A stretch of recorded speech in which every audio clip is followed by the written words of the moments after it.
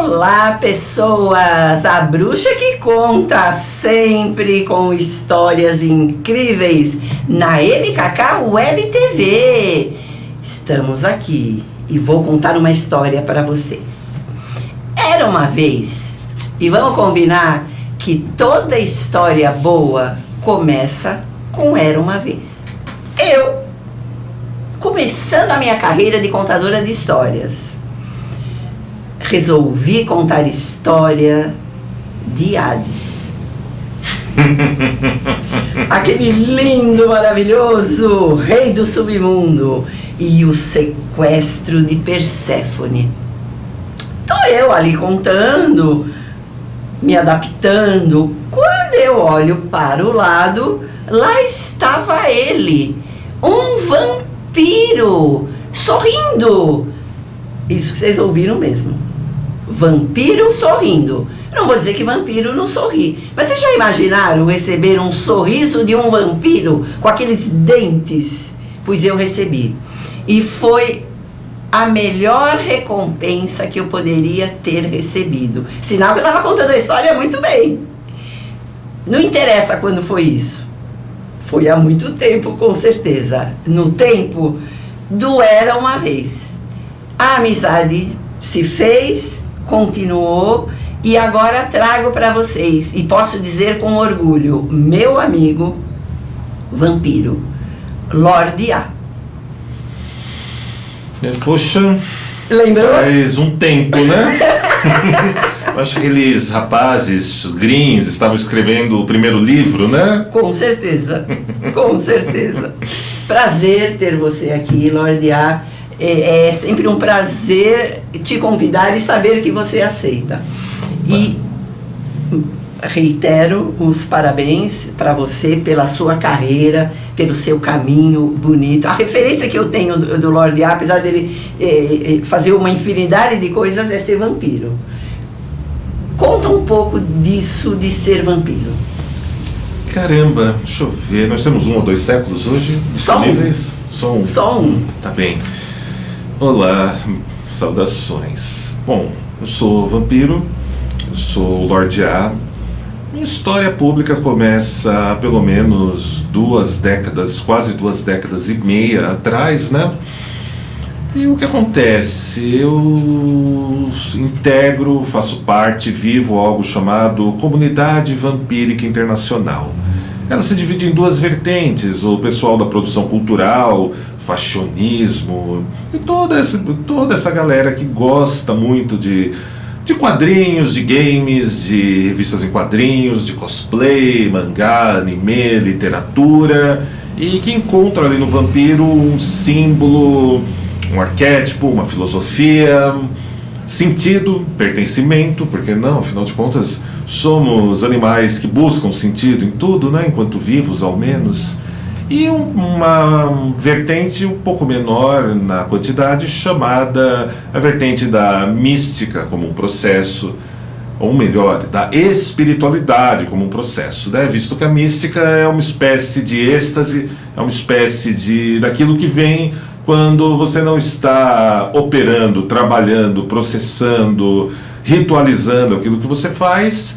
E a gente chama essa vertente de cosmovisão vampírica, né? E vocês, muito por comodidade, chamam de magia, chamam daquelas histórias que o povo conta, daquelas histórias que o povo conta sem saber qual é o mais próximo que a gente poderia ter da realidade disso, aquelas histórias que as pessoas fantasiam, que as pessoas às vezes piram e às vezes encontram algo mais sólido. Essa comunidade existe há quase 50 anos, começa a se organizar nos Estados Unidos, no estado de Washington, próximo da metade dos anos da década de 70, e vem se desenvolvendo e sobrevivendo às febres midiáticas vampíricas, né, Marisa? Sim. Que vira e mexe acertam a gente.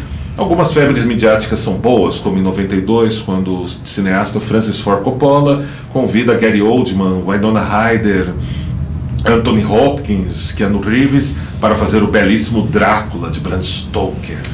Talvez um dos filmes com uma das melhores aberturas da história do cinema e uma das aberturas mais ricas de simbolismo, simbologia, ocultismo que a gente poderia pensar para um filme de vampiro. 2 anos depois vem a primeira adaptação do romance da Anne Rice, que é uma entrevista com um vampiro, e foi uma febre midiática muito boa. A cada 5, 6 anos a gente tem febres midiáticas vampirescas, né? É bem verdade que no começo do século XXI tivemos uma febre midiática que não foi lá essas coisas de vampiros que brilhavam à luz do sol, algo bem patético, brega, mas a demodé. meninada curtiu, né? Curtiu e serviu para a indústria cinematográfica produzir, a indústria de séries produzir seriados como True Blood, fazerem os Vampire Diaries, que conseguiu virar pelo menos 2 ou 3 spin-offs, 2 ou 3 derivados, e veio muito filme bom, como Byzantium, Deixa Ela Entrar, que mais? Amantes Eternos, Only Lovers Left Alive, talvez um dos mais belos filmes da história a retratar o arquétipo, essa figura de poder do vampiro, da vampira, sem sombra de dúvida, um dos meus filmes favoritos, do Belushi, uma obra que deveria ser assistida por todos. Boa indicação, olha aí, hein? Sim, sim, uma obra assim, definitivamente maravilhosa. E também a gente teve uma comédia chamada What We Do in the Shadows, de um seriado que conseguiu superar o filme original que passa aí nas redes de TV a cabo. Então, apesar da tragédia do começo do século XXI, logo depois a gente teve muita coisa boa acontecendo e também tivemos a comunidade vampírica prosperando, se ramificando e a gente celebrando 2 décadas de atividade agora em 2022. Opa. 2 décadas de atividade aqui na América do Sul, iniciada pela Rede Vampírica, pela nossa plataforma e por esse trabalho, né? Porque afinal de contas é uma arte sem nome, é um ofício invisível e é um trabalho, né? Manter mais de 550 eventos realizados, podcasts, produção de vídeo, livros, uma banda, né? Agora também. Calma que Mas daqui a pouco a gente fala de tudo isso, né, Marisa? Tudo isso. Nós conseguimos abrir, mostrar um pouquinho Sim, disso tudo do pra que eles? é esse universo. Agora, quem está ali curioso vai dizer, espero que não, mas vai dizer, eu quero ser vampiro como eu quero ser bruxa. Dá para uma pessoa hoje se tornar vampira? Essa é uma pergunta interessante, Marisa. Afinal de contas, vivemos em um país razoavelmente livre. Apesar dos pesares do Estado em todas as últimas décadas, é um país razoavelmente livre. Mas a grande questão é, a pessoa talvez queira se trajar como vampiro, queira consumir uma produção cultural de vampiros, séries, histórias de quadrinhos, filmes, games. Ok, não vejo problema nenhum nisso. Aproveite, é arte, é cultura, é entretenimento. Provavelmente a pessoa vai querer saber mais de história da arte, mais literatura, de folclore. Vai ser uma pessoa que vai se interessar mais pelo passado da sua cidade, dos seus familiares. Eu vejo então que é algo bastante interessante. A pessoa, eu quero me tornar vampiro. A pessoa vai se expor a muitos símbolos interessantes, a muitos contatos interessantes. E é claro, né, uma possibilidade boa. Num aspecto, vamos dizer, mais áspero, mais negativo, algumas pessoas também tentam usar essa história do vampiro de uma forma que a gente só pode dizer que é desprezível, que é brega, é coisa de uma alma cebosa, que é aquela pessoa que vai querer justificar os próprios vícios, as próprias incompletudes, se escondendo atrás, eu sou assim porque eu sou um vampiro, eu sou um chato, eu sou uma pessoa dependente, eu sou uma pessoa que quero sacanear outras pessoas e eu faço isso porque eu sou do mal, porque eu sou vampiro. E não é, posso falar do alto de 2 décadas e meia de vida nesse contexto, no Brasil, no hemisfério norte, do contato com pessoas que vivem isso há quase ou mais de 5 décadas. Não é nada disso. O vampirismo tem a ver com você reconhecer os seus pecados, reconhecer os seus vícios e fazer alguma coisa a respeito deles. Aprender a resistir, aprender a transformar tudo isso, a vigiar tudo isso e ganhar a força que vem desse tomar as rédeas da própria vida e parar de culpar ou de depender ou de colocar sempre em terceiros, seja no Estado, seja no pai, na mãe, no tio, na tia, na figura tutelar, no amigo, na amiga, na subcultura, seja lá onde quer que seja, tem a ver com você tomar as rédeas e você assumir os seus limiares. A gente aí poderia desenhar um hexagrama, talvez, colocar ali os 7 planetas nesse hexagrama, né? Sendo o Sol ao centro, seja um Sol brilhante ou um Sol negro, ou a chama brilhante ou a chama negra, ambas fazem aquilo que tem que fazerem, e aí você tem uma estrutura, e desse domínio, dessas rédeas suas sobre as virtudes e os vícios e as neutralidades, vem a tua verdadeira força no vampirismo, né? Assim, pra gente resumir, não abrir muito o leque. Então, assim, você até pode se tornar. Porém, quando a gente fala de espiritualidade, Marisa, de mística, de cosmovisão vampírica, eu tenho uma informação muito triste para dar. As pessoas nascem vampiros. As pessoas nascem vampiras, e é isso. Crianças da noite, crianças do dia, para todos aqueles que vivem sob as leis do sol e das leis da lua. Se você não nasceu vampiro, não nasceu vampira, não tem por onde, não tem como se tornar. A pessoa vai dizer, mas eu sou um vampiro do dia. Existe isso? Na Marvel existe, chama-se Blade. Brilhantemente interpretado pelo Wesley Snipes, que vai ganhar uma nova versão aí nos cinemas, né? Muito bom, muito bom. Então, mas eu vou estudar. Você tem um círculo de estudos? Temos sim. A gente tem um círculo, mais que um círculo de estudos, né, Marisa? Uma sociedade discreta chamada Círculo Strigoi, que está em atividade há 16 anos. 16 anos é, assim, ok. Nós somos herdeiros do legado de uma dinastia que tem quase 5 décadas. Opa! Mas aqui no Círculo Strigoi, que é uma sociedade discreta fundada por mim, tem 16 anos de atividade, e as pessoas, né, talvez eu tenha sido um pouco draconiano em dizer se as pessoas nascem vampiros ou nascem vampiras.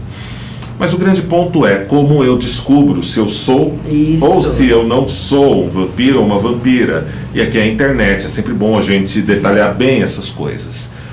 Talvez a questão seja como você descobre. Normalmente as pessoas sabem, algumas precisam de um empurrão de algumas coisas da vida para descobrirem, mas a grande verdade é que lá no fundo a pessoa sabe que aquilo está ali, mas não é algo assim que a pessoa bate a mão no peito e já sai falando o que é. A pessoa vai perceber que na infância dela, ela simplesmente era diferente dos outros, diferente das outras. E não é uma coisa de, eu sou chato, eu não como uva passa, que nem a gente vê na rede social. Não, é porque se eu tomar sol eu vou ter coisas estranhas. Não é por causa de frescuras, né? Frescuras. Sim. Não é porque a pessoa acredita numa coisa chamada autoestima. Minha autoestima era baixa, eu sou um vampiro, eu sou uma vampira. Não, para com isso, acorda, cresce, envelheça. Não era por nada disso. A pessoa simplesmente não se integrava. Mas não era aquela integração de, não, a pessoa não quer socializar, a pessoa não quer jogar futebol, a pessoa não quer brincar de boneca na infância. Não era. A pessoa simplesmente era estranhada, seja pelos tutores, seja pelos professoras, era aquela criança, por alguma razão, que não era como as outras. Talvez ali sozinho, sentado na escada, ou sozinha, ela visualizasse mundos aliados e visões do que poderia ser a vida, muito mais interessantes do que estava sendo provido ao redor. Algumas pessoas vão dizer, é porque ela tinha um QI para mais, ou porque a pessoa tinha uma costela, um desvio autista. Eu lhes asseguro, meus nobres amigos, amigas, audiência da Marisa, que não é isso. Nunca foi isso. Elas simplesmente carregavam algo. O ocultismo chama o ocultismo, né? Sempre o ocultismo. Adoram colocar nomes pomposos, circunstanciais. São aqueles que portam as sementes de Caim. Bom, muito bom. Se você for católico, se você for evangélico, talvez Caim, ou se você ainda esteja muito conectado à influência cultural das religiões abraâmicas, né? Talvez isso queira dizer algo muito substancial, algo muito impressionante. Tanto que até mesmo o role-playing game Vampiro à Máscara, na década de 90, abraçou essa história de Caim, e ficou aquela história que Caim era o primeiro vampiro e tal. Nada contra, tem um culto na Argentina que postula isso, alguns autores da bruxaria tradicional britânica, que inclusive eu aprecio, como Andrew Chamblee, tem essa história de Caim como o primeiro bruxo, Caim como o primeiro vampiro. Existe assim, algumas correntes que dizem isso. Mas, para a comunidade vampírica que teve raízes no paganismo, teve raízes explorando as obras de Carlos Castaneda, de Robert Anton Wilson, de Timothy Leary, lá na década de 70, só para a gente mencionar alguns nomes, Robert Graves, e muitos outros autores, e principalmente as autoras, até mesmo Starhawk tem uma influência muito grande ali naquele período formativo. Veja, talvez Caim não signifique tanto assim. Talvez Caim não seja algo que realmente desenhe aquilo que somos.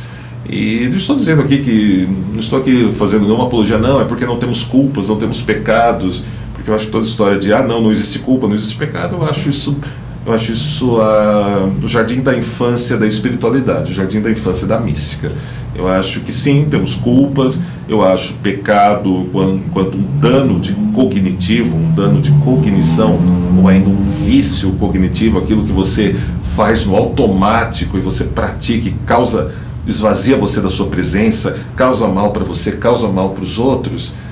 Não dá para tampar o sol com a peneira. Todos, sem exceção, temos uns mais pronunciados do que os outros, esses vícios cognitivos, né? Então é mais ou menos por aí, Marisa. Então, esse é o nosso grande ponto. Existe uma comunidade vampírica, os vampiros não são parasitas, não são encostos, não são obsessores, eles têm uma raiz muito mais ligada ao paganismo, por história, por história da formação dessa comunidade, pelas influências, inspirações, e que remetem a gente aos antigos ritos e cultos de fertilidade da terra, que tomavam um processo estático, o mito da caçada selvagem, às vezes uma figura feminina mais proeminente, como uma deusa ou um espírito tutelar na frente de tudo isso. É mais ou menos sobre tudo isso, Marisa. Tá, então vocês vejam que cultura que esse homem nos traz. Vamos falar de livros. Falando em cultura, livros. Você falou aqui que já está no 10º livro? Isso, 10º. Me conta o que é isso. Nossa, olha, eu leio bastante, eu escrevo bastante, eu estou sempre ministrando curso, treinamento, estou à frente da liderança do Círculo de Strigoi, à frente da liderança da dinastia Sarrasca, né? Desde a coroação minha da Chendra em 2018, então eu tenho um hábito, sempre fui um leitor voraz, sempre fui um criador de conteúdo, um autor voraz. Mas a grande verdade é que em 2014 eu publiquei meu primeiro livro pela Madras Editora, que é o Mistérios Vampíricos.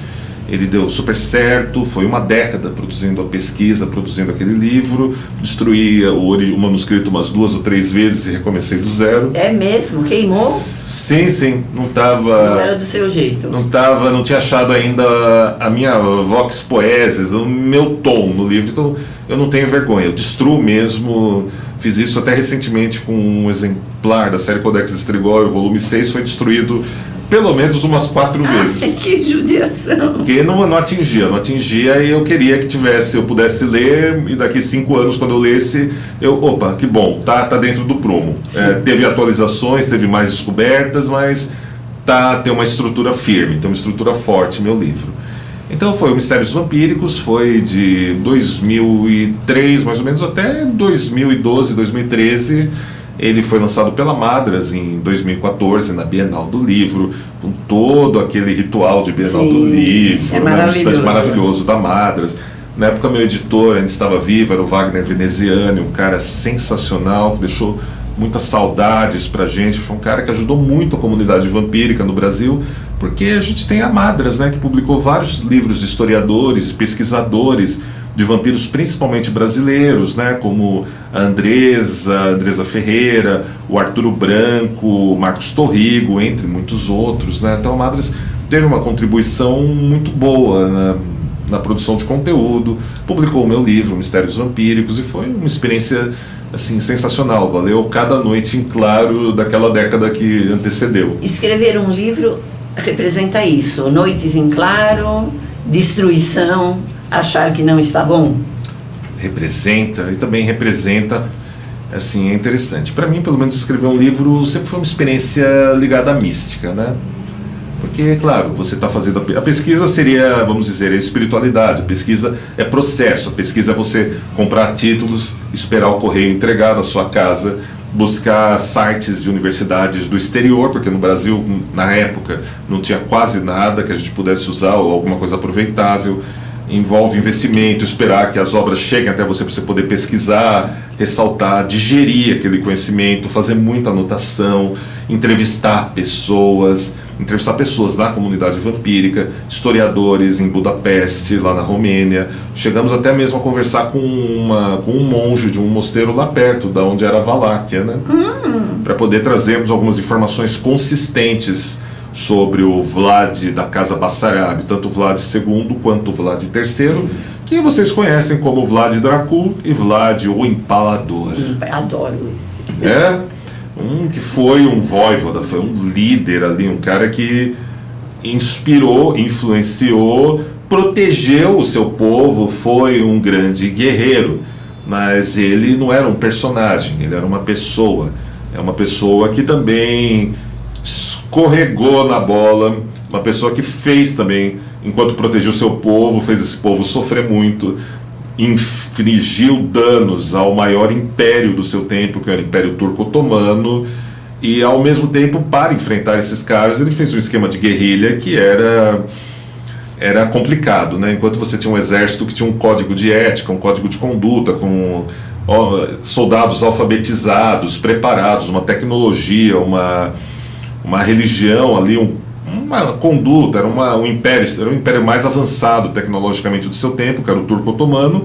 Ao mesmo tempo, o Vlad foi um verdadeiro bárbaro, um verdadeiro selvagem, de matar os soldados que saíam para patrulhas do inimigo, pegar as roupas deles, se infiltrar na calada da noite no meio do acampamento, sair matando geral e fazer as tropas atacarem, enquanto pegaram os caras pelas costas, desprevenidos. Então o Vlad fez. Também sumia com os corpos, fez aquela floresta de corpos empalados para saudar o sultão Mehmed II, que era um homem de arte, um homem de cultura. E o pior de tudo, Marisa, que ninguém nunca conta nessas entrevistas... Não conta. Era amigo de infância do Vlad. E o irmão do Vlad, o Radu Belo, que as pessoas também falam muito pouco, ou colocam ele como um traidor, um negócio assim, ele era um dos maiores generais do Império Turco-Otomano. Então a gente está falando, quando a gente fala do Vlad III, a gente fala do sultão Mehmed II, que não é tão conhecido, o pessoal sempre pinta como o líder do Império Turco-Otomano, do mal, e não sei o quê. E não, pelo contrário, os caras eram muito mais civilizados que os europeus, tinham medicina, tinham estrutura, tinham alfabetização, tinham esgoto, tinham tudo acertadinho nas cidades dele, enquanto a Europa era um negócio medonho naquele tempo, né? Tanto que as terras do Vlad é um negócio assim, assustador, porque eles não tinham uma política sucessória. Então qualquer pessoa que tinha sangue real podia reivindicar o trono matando o atual voivoda pelas costas. E eles não, eles tinham uma meta, eles tinham um plano, eles estavam tentando civilizar aquele lugar. Porém a gente vai entrar naquela história de povos autoctones, povos que estavam naquele lugar, a terra era deles também há gerações, e aí tem todo um conflito sociopolítico. Mas é interessante a gente pontuar que Vlad não era um herói, o inimigo não era um ser bárbaro, desprezível, como a história e os filmes tentam mostrar. E tanto Vlad III, Vlad o Empalador, Sultão Mehmed II e Radu Belo, que era irmão do Vlad, os três foram criados praticamente juntos. Vlad e Radu foram criados na corte do pai desse sultão, foram alfabetizados, treinados na arte da guerra pelos melhores generais do seu tempo, pelas melhores escolas militares, eram da guarda de honra do sultão. E a gente aí vai pensar que a sede de vingança do Vlad pela morte do pai, pela morte do outro irmão dele, a sede dele tomar a terra que era um dos ancestrais dele e tudo mais, foi um negócio muito grande para ele, que envolveu ele trair as duas pessoas que cresceram com ele, né? Um irmão adotivo, que era o sultão, tanto quanto o Radu, né? Que era o irmão de sangue dele. Então a história do Vlad é rica, é interessante. As pessoas até perguntam onde está o corpo de Vlad. Ele foi enterrado no mosteiro de Snagov, ele foi decapitado, a cabeça foi levada para o Império Otomano para mostrar que ele tinha sido morto. Depois eles devolveram e o corpo foi retirado desse mosteiro e levado para um mosteiro ali na capital da Romênia, já há alguns séculos, que descansa lá sem alarde político. mas a gente conta essa história com todos os detalhes na nova revista da Rede Vampírica, que é Strigoi, e não sou eu que conto. Quem conta? O Dacre Stoker, sobrinho bisneto de Bram Stoker, criador do romance Drácula. E como se não bastasse, eu ainda trouxe o professor Hans de Roos, da Suécia, que é um dos maiores especialistas no Drácula do romance, que realiza pesquisas de campo, não é aquela pesquisa literária, como é o meu caso. Ele vai na fonte primária, tanto ele quanto o Dacre viajam para a Romênia regularmente, visitam os lugares, trazem a pesquisa de campo para a gente, pesquisa fresca, que não consta em nenhum livro publicado até o momento em português. Olha só. Então, e esse último livro seu é sobre... Olha, são 10 livros, né? É 10 livros, 6 revistas que eu editorei. Série.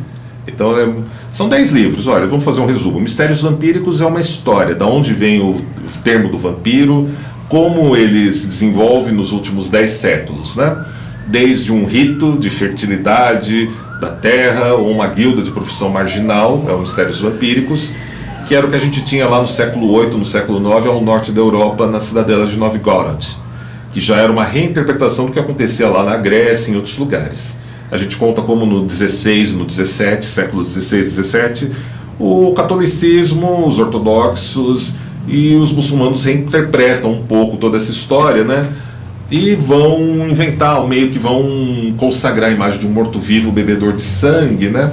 E como os românticos, os espiritualistas, as sociedades discretas do 18, do 19, vão revestir esse morto-vivo, bebedor de sangue, esse espírito das trevas, né?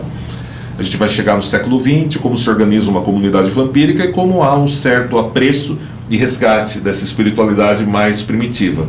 Desse xamanismo, né? Desse xamanismo de tons noturnos, que é o vampirismo, né? No final das contas, para a gente resumir.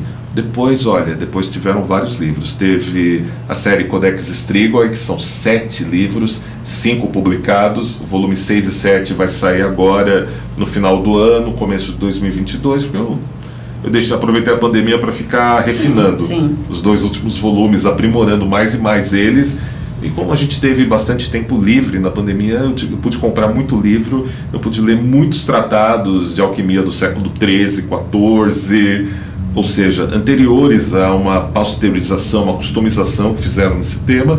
Então a gente tem insights muito bons na série Codex Strigoi, que são os livros base para as pessoas fazerem parte da minha sociedade discreta, do Círculo Strigoi. As pessoas passam então por um período de 1 ano de apreciação dessas obras, ou mais, preenchendo relatórios, monografias, e aí ao término desse percurso eles são convidados a fazerem parte da escuderia e do nosso regimento interno.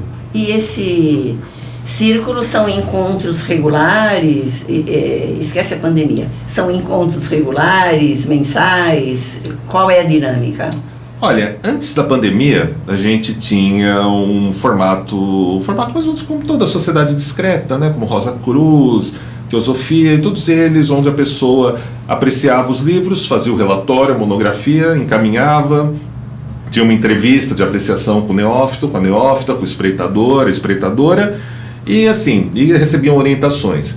Tinha um grupo mais próximo que se reunia na Vamp Tower, no Solo Sagrado Strigoi, que o Solo Sagrado Strigoi é lá nas montanhas de Campos do Jordão, é onde fica a nossa sede de poder, nosso bosque, onde são celebrados os rituais, né? A gente tem uma sede menor aqui em São Paulo para acolher as pessoas. E tinha isso. Com a pandemia a gente passou inteiramente por formato online, porque não tinha como fazer, a gente não tinha segurança de fazer encontros presenciais de nenhuma forma.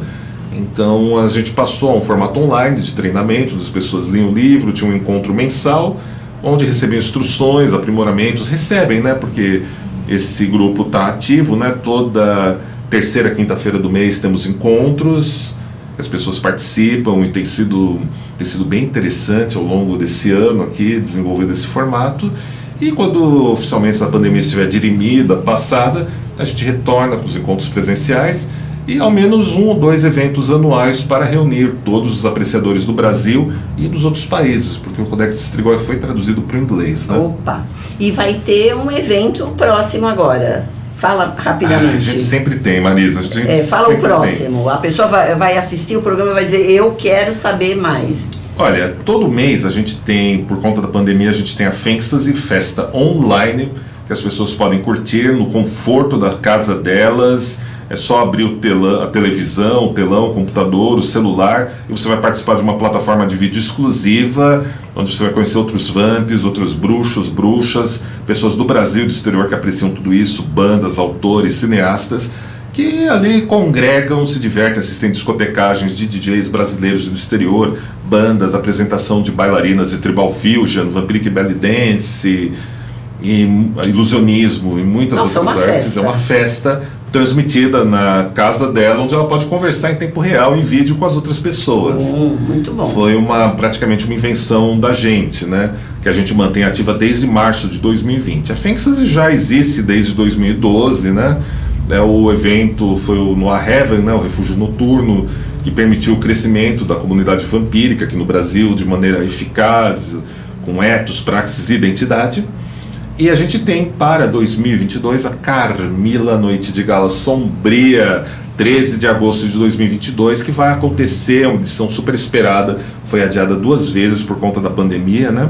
Mas ela vai acontecer em 13 de agosto de 2022, na Mansão Rasbaia, um belíssimo jantar à luz de velas, vamos ter apresentações de bailarinas, ilusionismos, surpresas, vamos ter discotecagens incríveis e, olha, uma mansão, Marisa, com 150 anos de história, com detalhes persas na decoração. Então, a noite começa com um coquetel sendo servido no foyer da mansão, depois tem o jantar, tem alguns ritos, algumas ocasiões muito marcantes, apresentações belíssimas de bailarinas que se apresentam no Brasil, no Egito e em outros países, né? Então é um evento muito bonito. É a Noite de Gala Sombria da comunidade vampírica do Brasil. Olha, e da América do Sul, porque vem gente de vários lugares. Que vem gente de fora também.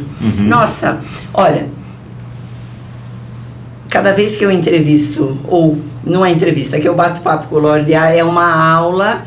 Daria para fazer 5 milhões de programas. Quero já agradecer a sua presença. Nós vamos voltar com uma surpresa para vocês, tá? A Bruxa que Conta e Lorde A volta e vai rimar já. Falei que eu voltava. Marisa Petkov, com quem? Com quem? A Bruxa que Conta está com Lorde A.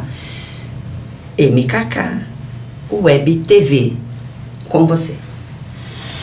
Eu vou pedir primeiramente para vocês, a gente vai fazer uma visualização.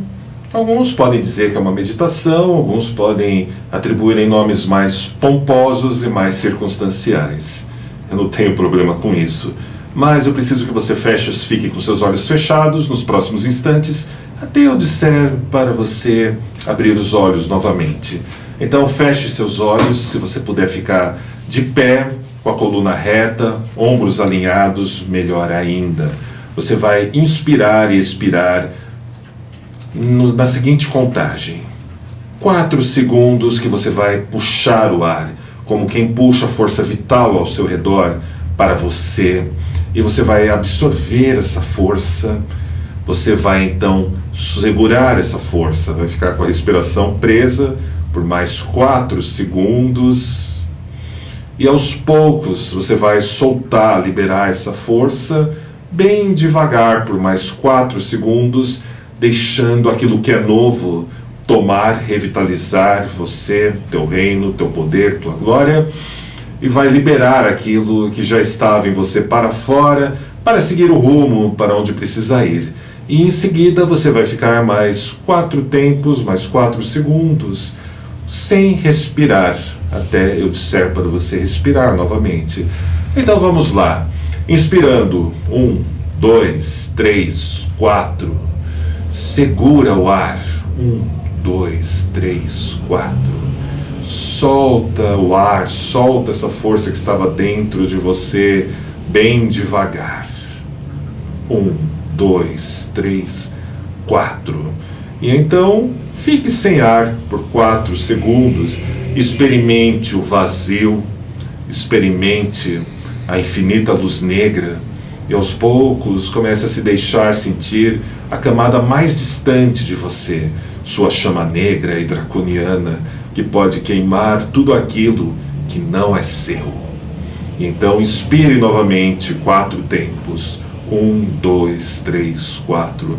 Segure o ar 4 tempos. 1, 2, 3, 4. Solte o ar bem devagar. 1, 2, 3, 4. Fique sem ar, experimente o vazio. 1, 2, 3, 4. Pegue esse tempo, pegue essa contagem e desenvolva isso por quanto você sentir que faz bem, por quanto é necessário para você.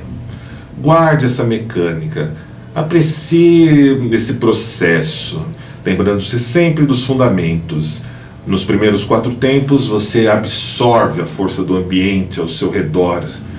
No segundo momento você segura essa força e deixa ela se impregnar dos seus intentos, dos seus desejos, daquilo que é novo, daquilo que pode te vitalizar, e então você solta a energia que estava dentro de você para tomar o seu rumo, para descer para o solo, para fertilizar, ou para se desfazer no espaço. E então você experimenta os 4 últimos tempos, que é o contato com o vazio, com o incerto, com o desconhecido, com o norte misterioso, com o mistério, um magnum tremendo, um et fascinas, como diziam alguns autores. E então, após experimentar o vazio, após experimentar a última camada da sua irradiação, dessa chama que arde em você, que é o seu aspecto que queima, destrói tudo aquilo que não lhe pertence, tudo aquilo que você comprovadamente não é, você chama a energia purificada novamente para você. Faça isso pelo tempo que for necessário. Quando você sentir que chegou no momento que você cumpriu essa visualização, ainda de olhos fechados, concentre-se na sua mão direita, concentre-se na sua mão esquerda, no seu poder de ser generoso, de entregar para o mundo suas verdades, seus trabalhos, seu amor, de você confiar, de você arriscar, de você apostar. Concentre na palma da sua mão esquerda sua capacidade de tomar, de proteger, de atacar. Sinta essas duas forças. Embora algumas correntes digam que o que a sua mão direita faz, a esquerda não pode saber, talvez isso fale sobre seus 2 hemisférios cerebrais, talvez isso fale sobre fogo e sobre o gelo, sobre Ida e Pingala, sobre Yang e sobre Ying. Sim, tudo isso são pequenas verdades, até mesmo para os mais abrâmicos entre vocês, ao tal do orai e vigiai. Mas não importa, seja a mão direita, seja a mão esquerda, como dizia o grande magista ocultista Andrew Chumbley, ambas servem ao mesmo Senhor, à mesma Senhora. E então, endireitando sua coluna, sentindo o pilar do meio, seu canal de Sushuma, como diriam os hindus, sinta essa força que vem do alto, desce pelas suas pernas e sinta a força que volta de baixo para você e se concentre bem no seu plexo solar. Reverencie, agradeça aquilo que está além de você, lhe é inominável e te joga na cara que tudo aquilo que você sabe, tudo aquilo que você entende e tudo aquilo que você alcança não é simplesmente nada diante do horizonte, da amplitude, da vastidão que é esse mistério chamado vida, e que você, acima de tudo, você mesmo pode fechar essa conta, pode se bancar, pode triunfar. Mas não faça isso a ponto de você esquecer que você também é a somatória das pessoas que passaram pela sua vida, que vivem ao seu redor, que apostam, escolhem e se arriscam, estando lado a lado com você. Você é um elo dessa corrente. E, para concluir, lembre-se que você pode dar talvez um pouco mais à frente, mas essas pessoas estão juntas. Não deixe eles verem as lágrimas no seu rosto. Não deixe, mantenha o queixo para o alto e avance, um pé de cada vez. Avance com os punhos para o alto, com o queixo para cima, e não recue nem para tomar impulso. Então vocês podem dizerem com as duas mãos reunidas, você pode abri-las de uma só vez, jogar para o alto e dizer: Hail Sahasra, Hodracon Romegas. E é esse o meu rito de visualização, de conquista de força para vocês. Uau, adorei! Depois eu vou fazer na minha casa, quando passar. Hora de falar como eu te encontro. Olha, me encontrar nas redes sociais é bem fácil. Na verdade, eu acho que é mais interessante do que me encontrar, é mais interessante vocês encontrarem a comunidade vampírica e os conteúdos que nós produzimos. Nós temos uma plataforma, um portal chamado redevamp.com ou redevampirica.com. Lá vocês vão encontrar nosso programa de rádio, nosso programa diário, vão encontrar todos os meus livros, as revistas, principalmente a nossa criação mais recente, que é a revista Estrigóia, a nova revista da Rede Vampírica, que está simplesmente maravilhosa, tem só alguns exemplares à venda. E vocês também vão poder conhecerem a banda que eu participei de um álbum recentemente. O álbum chama-se Vampiric Ritual Chamber Music, é de uma banda inglesa do Fábio Hattock chamada Columbarium Station. É um projeto de dark ambient e ritual music que combina perfeitamente para você praticar esse rito, praticar essa visualização que eu ensinei para vocês. Olha, com música é sempre melhor. Com música é melhor, então vão lá na redevampirica.com, procurem o Vampiric Ritual Chamber Music e pratiquem esse exercício. E lembre-se, ele funciona para muitos, há muito tempo, ao longo de pelo menos 16 anos, funciona para muitos outros ao longo das últimas 5 décadas, e como tudo, o que ele requer é prática, constância, persistência e menos ego. Como tudo Sempre. Na vida, como tudo na vida. Como toda arte invisível, todo ofício sem nome. Sim. Quer deixar o WhatsApp? Eu prefiro que vocês acessem redevampirica.com ou redevamp.com. Redevampirica.com, eu acessei ali. A mensagem é mais importante que o mensageiro. Isso aí. Depois vão querer saber quem é o mensageiro e vão te achar por outros caminhos. Quero agradecer mais uma vez de coração a presença do Lorde A, meu vampiro favorito, ele sabe disso. Te agradeço, querida Marisa. Eu não conheço muitos vampiros, mas você é o meu favorito.